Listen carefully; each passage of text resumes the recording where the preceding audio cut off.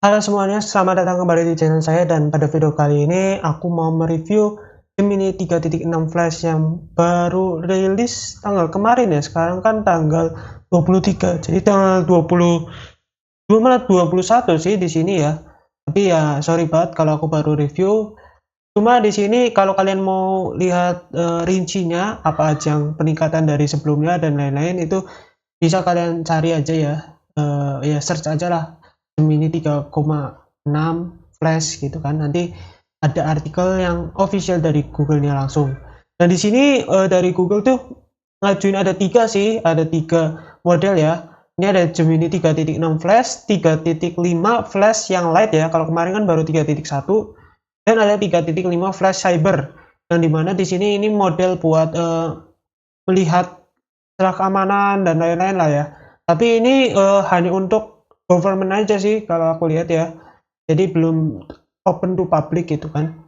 Nah, ya pada intinya kalau yang aku baca-baca di sini 3.6 ini lebih ke peningkatan dari performa ya. Ada peningkatan performa cuma nggak yang signifikan banget. Dan dia tuh ada peningkatan efisiensinya di mana performanya meningkat tetapi cost yang diperlukan itu makin sedikit gitu kan ketimbang 3.5 Flash ya.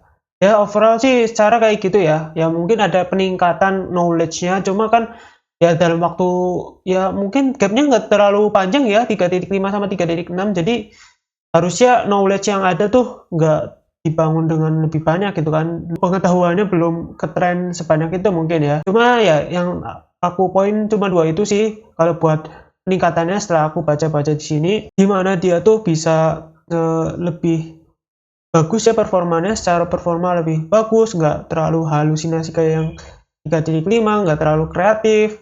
Kalau misalkan ngoding tuh nggak terlalu kreatif ya, dimana dia bikin sesuatu atau melakukan perbaikan bug yang di luar dari scope yang kita mau.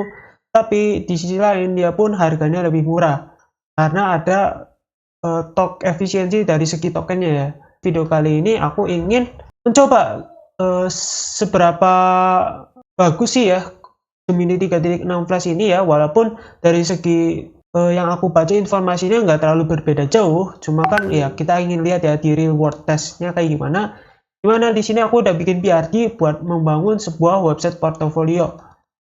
Nah di sini udah lengkap sih, ada fungsionalnya, non fungsional, dan aku juga udah promnya tuh secara detail gitu kan, gimana harus adaptif, harus interaktif juga, ada warnanya juga, terus tagnya yang dipakai dan lain-lain gitu.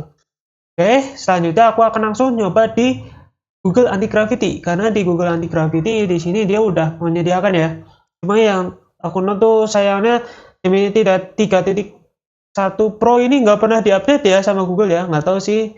Mungkin kalau Pro-nya kan ini kan model terbaiknya ya, cuma dia stuck 3.1, 3.5 dia nggak upgrade, sekarang udah di 3.6 pun nggak upgrade juga.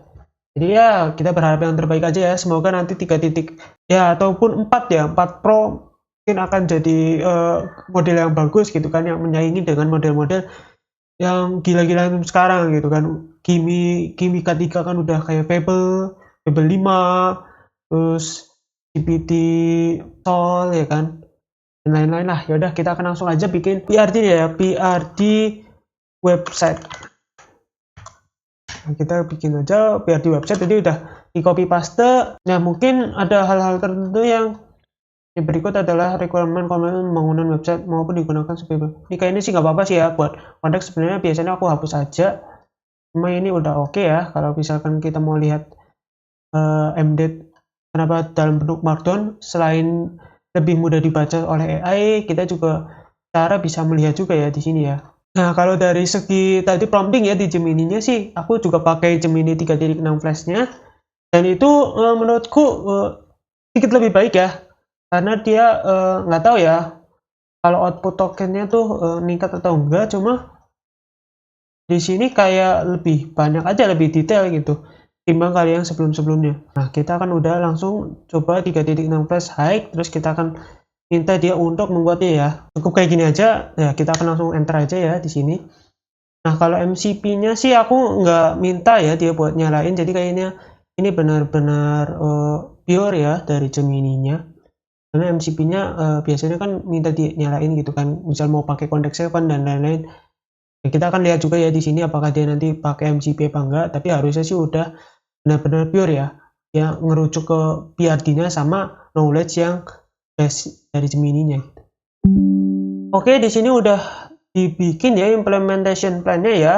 Sebenarnya sih agak redundant dimana kita udah bikin PRD-nya, tapi dia bikin implementation plan juga ya. Mungkin ini lebih ke teknisnya gitu kan, mau dibikin kayak gimana ya.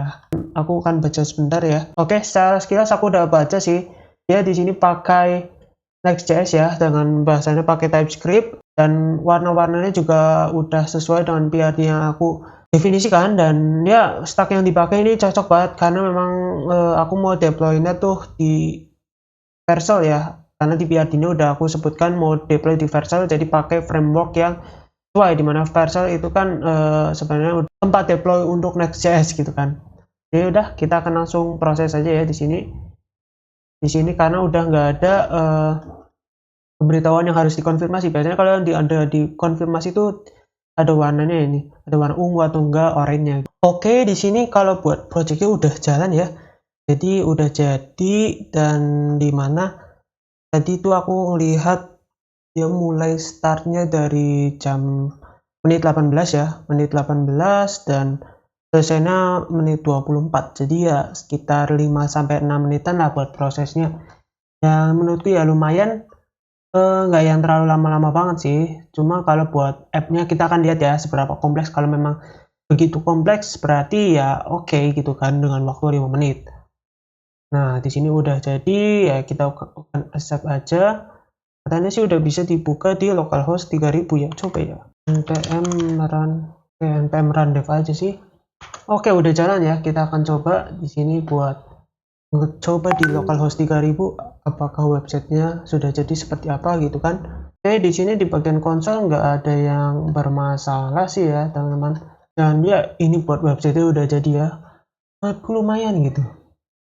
Dimana di sini ada pilihan menunya, about, kemudian ke experience. Nah, ini yang nggak tahu sih, ini kayaknya cuma dari mereka aja ya. Soalnya aku nggak ngasih konteks sih ya terkait portofolio yang aku punya gitu, yang aku bagikan. Jadi ya mungkin dari AI-nya ngarang-ngarang aja ya, nanti bisa diubah sendiri gitu. Ini masih berupa data dummy projectnya ya. Cuma ini nggak urutan ya, harusnya sih bagusnya urutan gitu ya, kayak agak loncat gitu kan.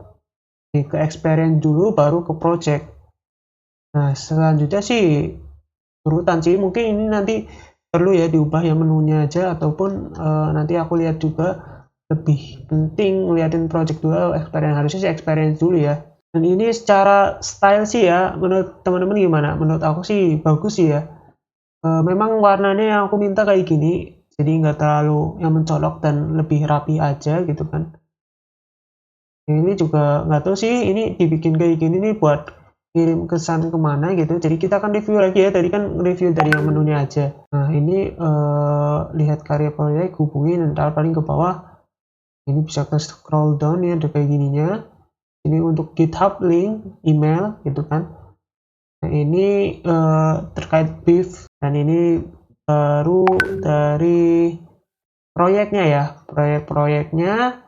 Dan di sini baru dari pengalaman-pengalamannya ya, yang mana di sini oke sih. Ini juga kalau kita hover ke arah sininya juga udah berubah gitu kan. Dan ini bagus sih menurutku, ada apa namanya, pemberitahuan dari tahun ke tahunnya. Kemudian ini juga keahlian teknisnya ya, jadi kayaknya lebih baik nanti proyeknya dipindah ke sini aja. Soalnya masa setelah rekam jejak profesional dia membahas dari teknologinya gitu. Nah, harusnya proyeknya dulu baru di bawahnya proyeknya dari teknologi ya, akan lebih mudah ya buat lihat dari portofolio yang ada kan. Ini stack-stacknya, terus habis itu ini misalkan mau get in touch ya, untuk mengirimkan. Ini nggak tahu sih, ini kayaknya ke email ya, mengirim subjek ke email.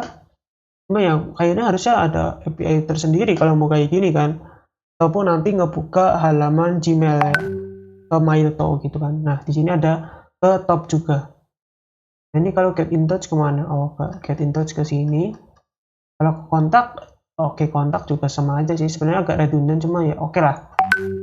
Kita akan coba buat tampilannya kalau di HP ya. Di sini kita akan lihat ya, buat menunya ada di pojok kanan atas ya, di sini. Oke sih, masih terlihat simple. Terus touch-nya nggak ada ya, tadi kan apa ada kayak scroll down di sini nggak ada ya, menghilang atau ya. Dan oke sih.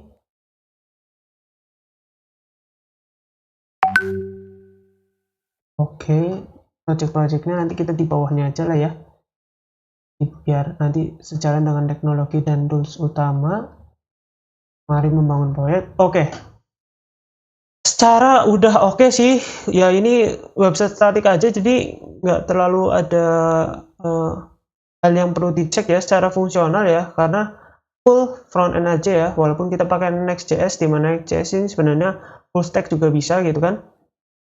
Dan kita menghabiskan 93,54, berarti 6 tambah 6 ya, 6,46% ya, dimana di sini aku pakai yang paketan Pro ya, Gemini AI Pro ya, kan ada Plus, Pro, sama Ultra. Nah, ini pakai yang Pro, dan ini dikit ya menurut aku sih, ketimbang yang biasanya sih harusnya udah 10% ke bawah lah. Ini sedikit kan, ini kan juga lumayan ya, stacknya kita pakai Next.js karena buat nanti buat CEO nya biar lebih mudah dicari. Cuma ya dengan Next.js sendiri ya, walaupun tadi kelihatannya sih ringkas ya buat websitenya gitu kan, lebih ketampilan, dan ini udah makainya tuh dikit ya, yang bisa dibilang efisiensi ya. Walaupun misalkan kan dari 10%, misal harusnya habis 10%, ini habis cuma 6,46% ya, itu kan udah 30% lebih ya, 33% gitu kan buat penghematannya. Jadi oke ya menurutku sih buat si perkembangan 3.6 Flash ini. Cuma kayaknya sih kalau buat cara hasilnya dan lain-lain ya masih sama aja sih, walaupun kayaknya memang lebih strict sih menurutku ya, lebih strict dimana apa yang aku minta tuh dia buatkan gitu, nggak terlalu berkreatif. Jadi karena tidak ada warna-warna yang aneh kan, karena itu memang warna-warna yang aku define di awal. Jadi ya menurut kalian gimana guys buat performa dari Gemini 3.6 Flash ini? Ya menurut aku sih oke banget gitu kan, karena memang harganya lebih murah gitu kan, dengan penggunaan token yang lebih efisien, tapi dengan performanya juga meningkat ya, walaupun sedikit meningkat gitu. Nah, tadi aku mau nyobain juga buat iPad mini, coba iPad mini. Oke, iPad mini udah oke juga ya. Tadi kan aku juga ada instruksinya buat bikin dia adaptif terhadap berbagai perangkat. Jadi mungkin sekian ada video kali ini. Terima kasih yang sudah menonton, semoga bermanfaat buat semuanya. Sampai jumpa di video berikutnya.